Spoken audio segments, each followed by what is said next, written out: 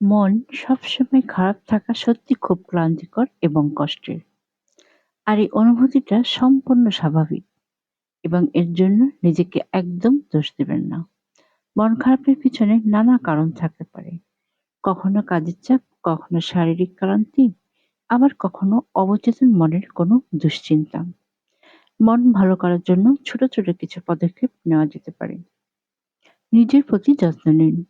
শরীর ক্লান্ত থাকলে বা পুষ্টির অভাব হলে তার সরাসরি প্রভাব পড়ে মনে।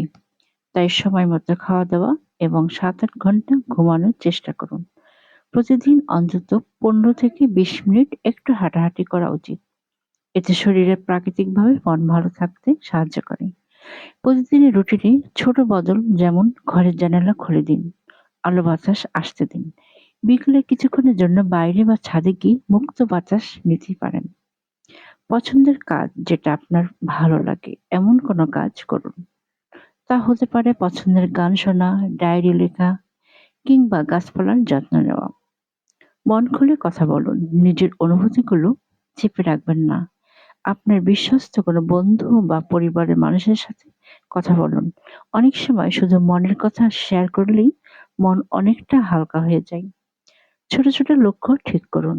সারাদিনের জন্য খুব বড় কোনো পরিকল্পনা না করে ছোট এবং সহজ কিছু লক্ষ্য ঠিক করুন।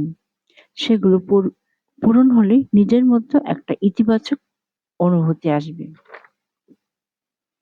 তবে যদি এই মন খারাপ দীর্ঘদিন ধরে চলতে থাকে এবং আপনার দৈনন্দিন জীবনে এর বড় প্রভাব পড়ে, তবে একজন প্রফেশনাল কাউন্সিলর বা মানসিক স্বাস্থ্য বিশেষজ্ঞের পরামর্শ নেওয়া সবচেয়ে বুদ্ধিমানের কাজ হবে। শারীরিক অসুস্থতার মতো মনেরও অসুস্থতার জন্য চিকিৎসকের সাহায্য নেওয়া খুবই স্বাভাবিক এবং জরুরি। আচ্ছা, আজকে আপনার মন খারাপের পেছনে বিশেষ কোনো কারণ আছে কি? নাকি বেশ কিছুদিন ধরেই এমনটা বোধ করছেন? যারা এই সমস্যার মধ্যে আছেন তাদের কাছে অনুরোধ রইল, অবশ্যই কমেন্টস করে জানাবেন। Bangladesh Murugan Shahnawaz, thanks for watching.